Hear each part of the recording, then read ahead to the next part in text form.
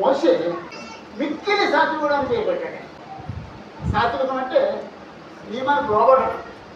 అతడు నా ఉన్నతను నమ్మకమైన వాడు అనే మాటకి కొంచెం పర్యాయ పదాలు చెప్పండి.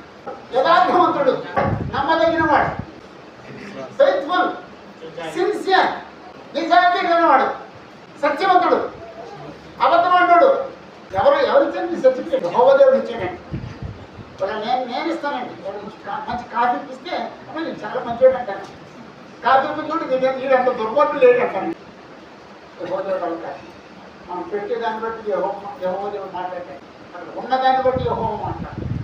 యెహోవా ఇచ్చే సర్టిఫికేట్ ఉందండి మోషే దగ్గర. నమ్మకస్తుడు, సాత్వికుడు. సాత్వికం కలిగి దేవుని సేవ చేస్తున్నామా, ఇక్కడ గర్వంతో అతిశయంతో దేవుని సేవ చేస్తున్నాం. మనం నమ్మకంగా పెట్టుకున్నామా, అప్పుడు నమ్మకస్తులుగా